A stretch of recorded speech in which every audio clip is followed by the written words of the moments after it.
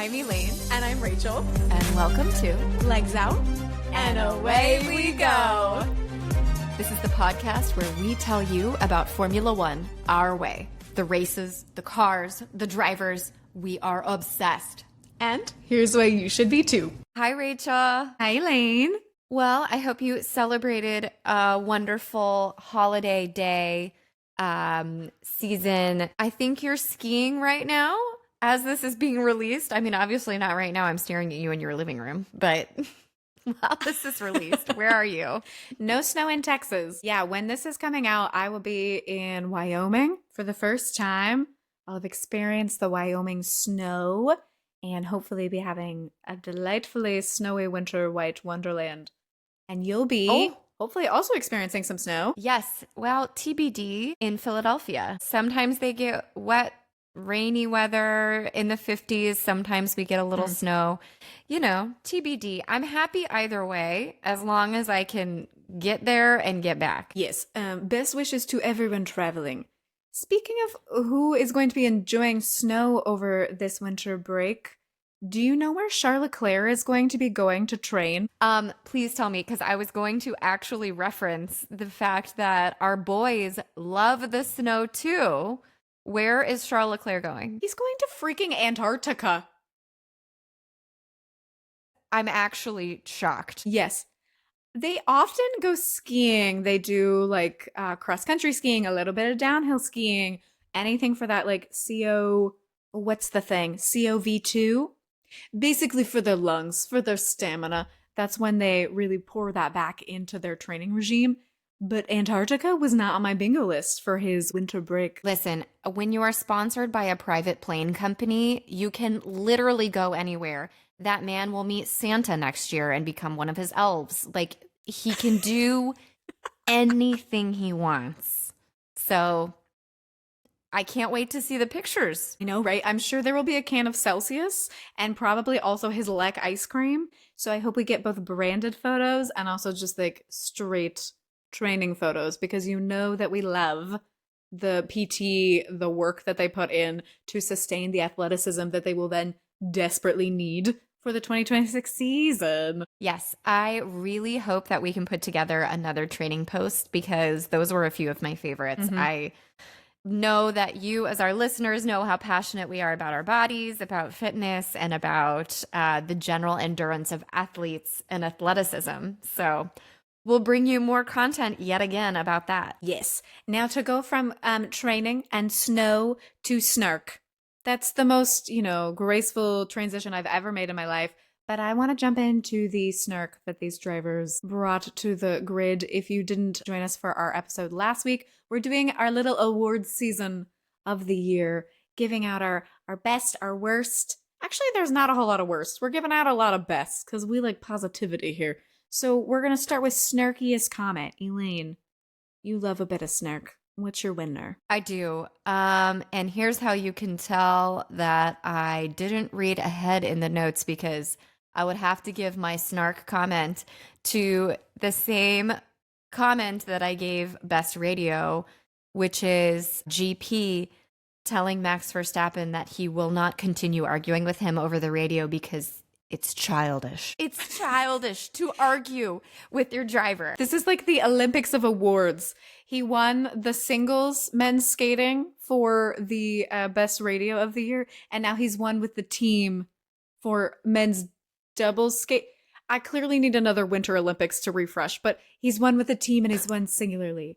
It's a winner across the board. Do you think we will see any F1 drivers at the Olympics, like just viewing? For our viewing pleasure. Yes, I think it's going to be Lance Stroll, because that man loves some skiing, and I feel like he just probably knows some Olympians. When you grow up in Canada. Oh, well, also Danny Ricciardo is like best friends with a fabulous skateboarder. His name is escaping me right now, but he's married to Chloe Stroll. Lance, it's all interconnected. It's like a little family. I would never have guessed Stroll, but okay, you're probably right, honestly, and that's the last person I would like to see on the camera. But that's okay. I'm in the minority, maybe. Who knows? I'm probably in the majority, but that's okay. I don't think you're That's not. okay. Yeah. Yeah. All right. I don't know. Well, As I told you, I saw him in Austin and he walked into the establishment that I was in. And I looked up, and because I am a woman who is alive, I noticed who was walking in the door. And I thought, wow, that's a very handsome man.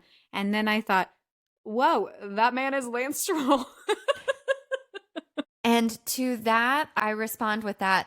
How many drinks have you had? Can you do a vision test? Should you be driving? I had one cocktail. I was in the midst of drinking one cocktail. But I gotta say, when he's not pissed off, he's a nice face. He just looks cranky. And Henri, as you, no, not Henri, because there's really no expression. He just looks bored.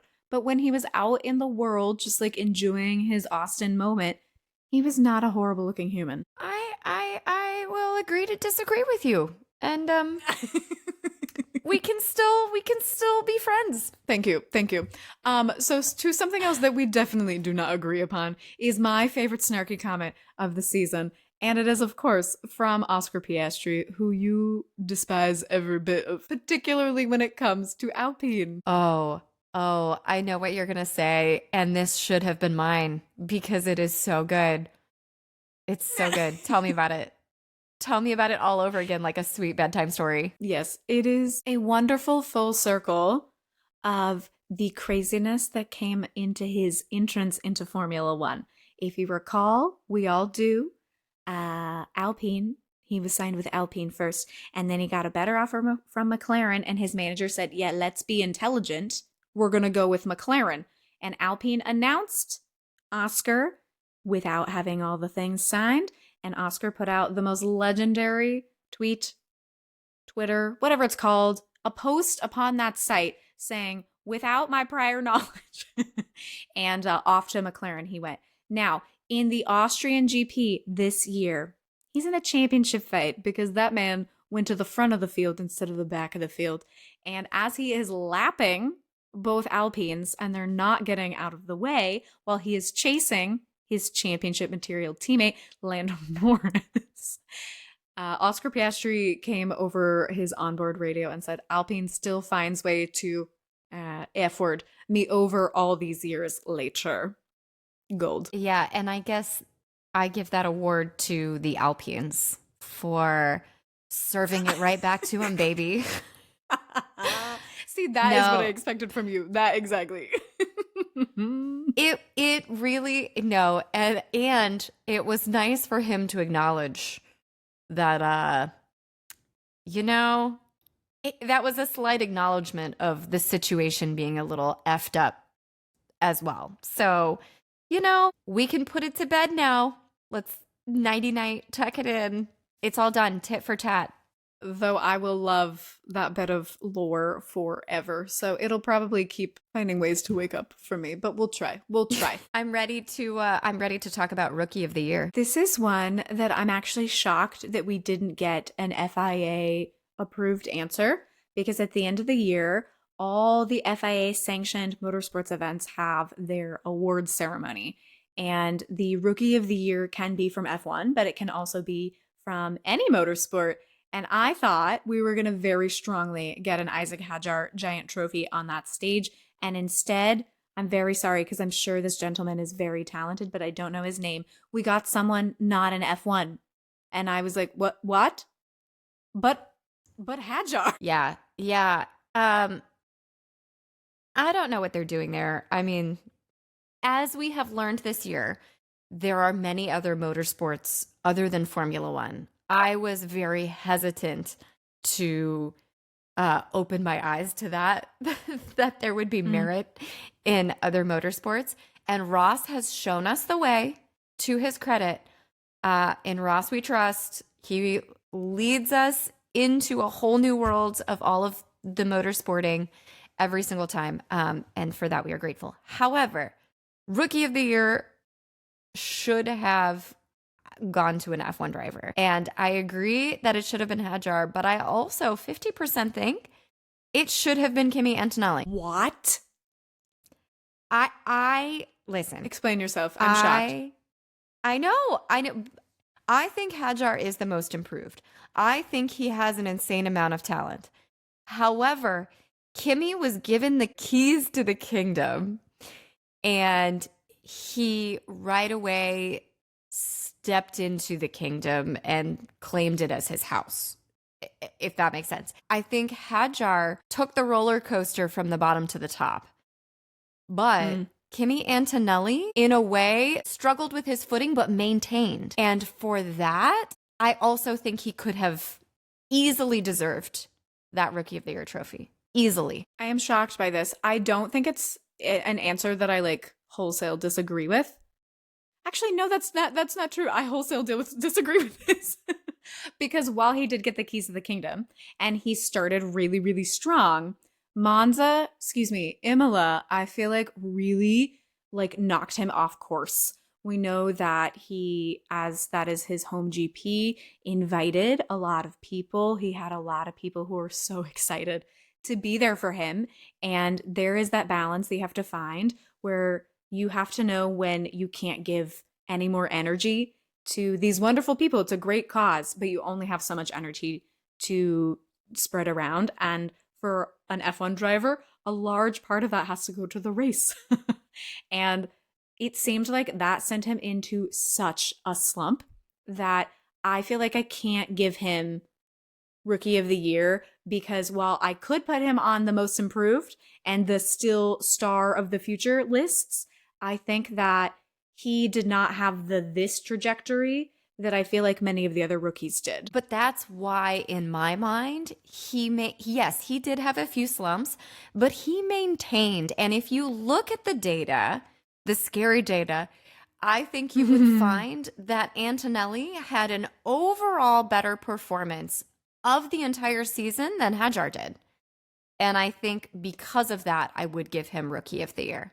And I think he deserved the Mercedes seat. I see that now.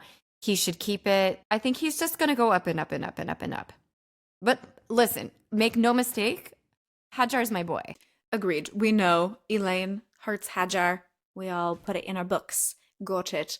I think that the Mercedes seat is like the curse and the blessing in that, yes, I agree. He deserves that seat. And I hope that everyone agrees with you that he has proved that he deserves to be here, even at his young age. However, I think when I'm looking at Rookie of the Year, I am also thinking about who had the higher performing car. And so obviously Antonelli had more points, but that's also because he had a more high performing car. But this is just like such a high caliber of rookie class coming in this year that I think you could make a case for Hajar. You could make a case for Antonelli, as you've done. And I think you could make an outside case for Behrman, as I did for Most Improved. I think that even Lawson, who is like semi, kind of rookie, and Gabriel Bortoleto, who midway through the season, I was like, he's going to take it. He's going to outshine Hajar. And then it didn't come to pass. But each of them had these really beautiful glowing moments that poised them for starting 2026 in a really strong place. Yeah. Yeah. Okay. I mean, I'm not going to fight you on it because I think they both would deserve the award, honestly. I don't think Antonelli deserves it over Hajar, but I think he has a very equal case for it. I also realized that within that list, I forgot about Colapinto. Sorry. Well, I don't think this was his year. No, but when I talk about like a great crop, I still think he hasn't like taken himself out of that conversation. I just think when you talk about these other four, specifically the top three, Colapinto just wasn't in a place to be able to distinguish himself. It's just hard reading when we read the points list and every single other driver got points other than Jack Doohan and Franco Colapinto. And we've talked ad nauseum about how a large part of that is the Alpine car. Yes, I don't think a large part of it is. I think 99 birth control % is the car. So, yeah, fucking start over. Crumble it up like a piece of paper and throw it in the trash. You just said 99 birth control. Because that is. Listen, seriously. Okay, so 0.1% maybe him, but I don't know. That's birth control serious. So moving right along for driver of the year. I think everyone can see these ones a mile a fucking way. Do you want to answer mine for me? Yeah, it's going to be Verstappen. Yes. Yes, it is. Good job, Rachel. If we were in the same and room, I was yours? going to say, let's say it on the count of three. 1, 2, 3, Verstappen. But we're not in the same room. But you were just asking me, is mine also Verstappen? And the answer is categorically yes. I was gonna say that it was Piastri. No, I unfortunately cannot give that to him. I think that if we had stopped in July, then yes, my driver of the year would have been Piastri. But I can't look past Baku, Austin, Mexico run of just, it just wasn't good enough. And I think that it will be in the future.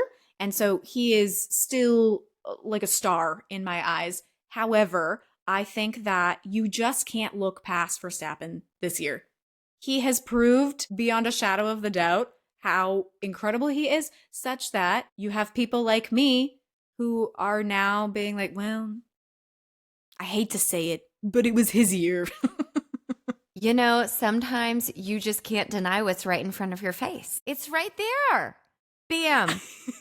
Oh, I think I dreamt about the Max Verstappen song last night because you just can't forget it. Also, if your favorite driver of the year, dear listener, is also Max Verstappen, do I have a video for you? Somebody found us a fantastic video of a performer in Las Vegas doing a Max Verstappen impression. And he is shirtless with the racing pants and the helmet. And he's lowering himself into a bathtub with a bottle of champagne. And then he proceeds to spin himself around on silks doing the splits. I mean, this is like the best impression, or like in your mind what you see Max Verstappen and you want him to do. This is it. We should repost this because it is fantastic. I will keep him in a race car, but it was very impressive. It was very Vegas, very very Vegas. There's no other description of this, but yeah, the sender of that video knows Elaine's heart very well. Yes, they do. And it arrived in my inbox the night before my birthday, and I was like, well, thank you. No one could get me anything better than this. This is it. This is all I've wanted. Well, now I guess we have to take you to Vegas. We have to find this person, and we have to make sure that you get to see the show in person. Do I have any plans laid for this? No, but now that I'm verbalizing it, I'm like, well, I guess we have to go to Vegas. Well, if we can figure out what show it was, maybe we can get them to sponsor us and we can host a live show there with said shirtless silks Max Verstappen. My favorite part was that he takes off the helmet and he's like a solidly dark brunette man. He looks nothing like Max Verstappen. And I was like, hold on, I guess just don't take off the helmet. I know that he's a performer in his own right. And it was like, it's clearly that he is doing the shtick as himself. But I was like, right. But if you're, you don't look like Max. He also lifts the visor at one point and spits champagne back out of his mouth, but out of the visor. And that's just so outrageous. Oh, yeah, that made my heart very happy. So anyway, they'll be our next sponsor. This made you happy, as did, I'm sure, the fact that we all, unfortunately, agree with you that Verstappen was the driver of the year. If you had to give a number 2, who would be your number 2? Oh, honestly, I know we'd slightly disagree about this, but I really think that Lando came into his own this year and had just so many epic drives. I think it fell short of my full expectations for him and of him, but he gained the points. Like he did it. He did it. And he really was fantastic this season. So I would be happy to give it to him. I think Verstappen deserves it more, but I would still give him the participation trophy. The slightly smaller Lego trophy next to your Best Driver of the Year trophy to Max. Got it. Yes. Yes. What about you? I wrote a list and I'm going to have to look at it because I enjoy making these rankings for myself. And so I went back and forth and back and forth and back and forth because I think number 1 is very clear to me. Basically 2 through 5, I think you could shuffle really all of them and make a case for them being in each position. But as I left it as last shuffled, I have Verstappen number 1. Oh, and let me say, the way that I do like the value system of ranking who I think the best drivers are, there's a lot of different ways you could do it. But I think I look at who always maximized, like who got the best out of every situation. Anytime there was a possibility for points, a possibility for podium, for a win, they were there. And the people who didn't drop the ball as much, basically, that's my like value system. And so I'm laughing at myself because I really thought I'd put someone else in number 2, but I have Charles Leclerc. But I had also put a note that 2 and 3 specifically could swap, that I think Norris and Leclerc could swap for P2 and P3. And then I have Russell and Piastri that could swap back and forth for P3 and P4. Because I just think in different parts of the season, each of those drivers was able, specifically Leclerc and Russell, to deliver anytime they had any whiff of a chance. And Piastri and Lando put in some excellent performances, but then both of them also had really big world stage drops of the ball.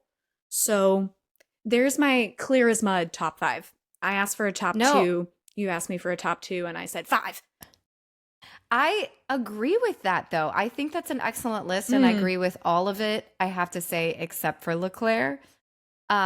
He's talented. He's so effing talented, but the car is shit. And I don't think he had nearly as many opportunities to present how talented he could be as Russell did. And I truly dislike Russell as a person, also as a driver, but he did have some fantastic races as well this season. So I do agree he should be close to P3, P4. Yeah, it was an excellent season for all of them. That's, I think, one of my favorite things to do at the end of the season is say, how would I rank them? And how would I rank them based on this? How would I rank them based on that?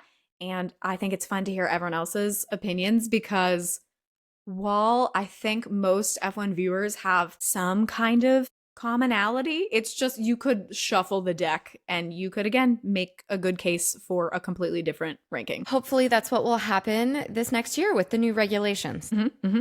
Okay, this one is a fun one before we then go answer a really important, huge, biggest question of December. Who is your favorite and best teammate duo on the grid? Oh. I mean, Max and Yuki were so good together, but I also really enjoyed Lawson and Hadjar. I think Leclerc and Hamilton made the most depressing teammate duo. Facts. Okay, you? Isaac and Hadjar, hilarious. Hadjar and Lawson are my favorite in terms of personality duo, which we can really thank the VCarb social media team for. I think that they both have great personalities, but we got to actually see them interact in a hilarious way where other social media admins take maybe, I'm not going to say more professional, but like less chaotic view of their teammate duo. Yes. And so we get to like see the silliness from them, and I love it. However, if I take a different view of best teammate duo and think about the best teammate team, basically, I'm going to say the Williams pair, because I think Carlos and Alex are pulling in the same direction the entire season, and where one fell off, the other picked it up. And that's what you want out of a team, is you always want to be pursuing the most and knowing that if you're not having your best day, then your teammate right beside you will be still picking up the points.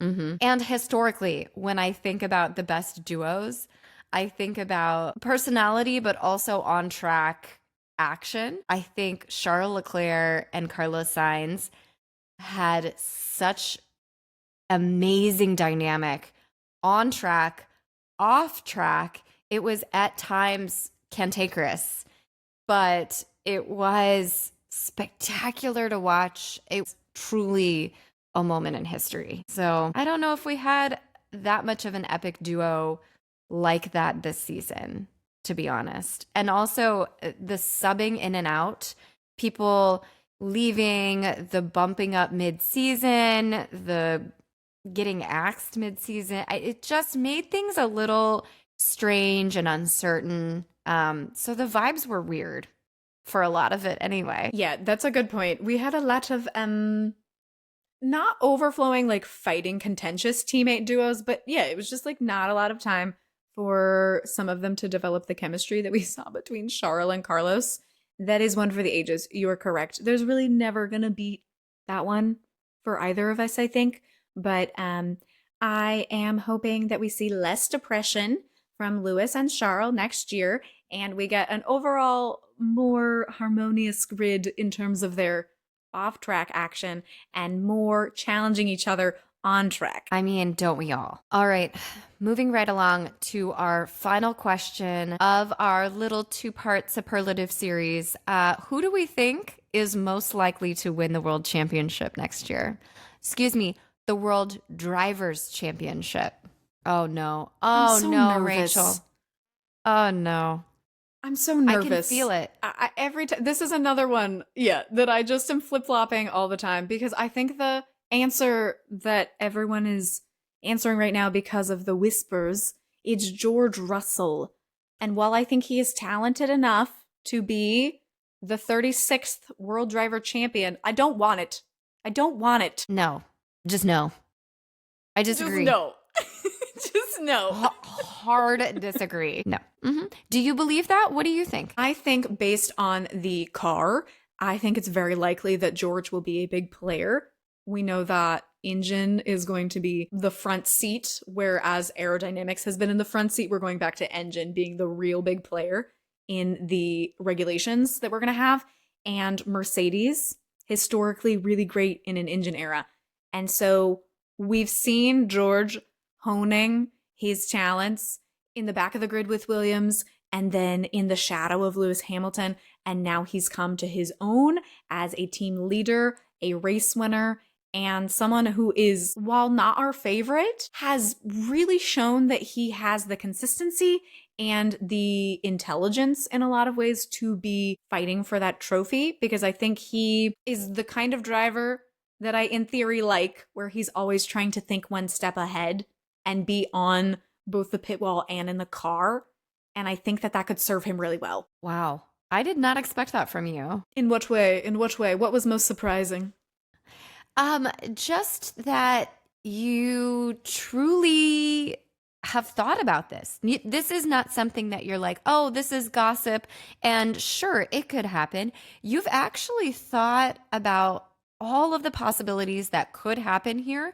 And you've determined that it is possibly likely to be happening. Correct. Again, that's not the question, or that's not the answer I want to give you. I think that is the logical from all of the news that we have right now answer, but it's not the answer I'm going to officially give. But I want to hear yours first. Oh, come on. Well, I think this season has proven that Max cannot be stopped overall. I have no data because we have not gotten really any solid data about testing. This is just a waiting game. But I know that Verstappen is the best driver in the world, in my opinion, right now. And I don't think he's done. I don't think he's done. I think you give him the right car, he will win again. However, I would like to see Williams, with all their new money, put something out to where Carlos is up on podiums every single race. Give it to me. I am hungry for it.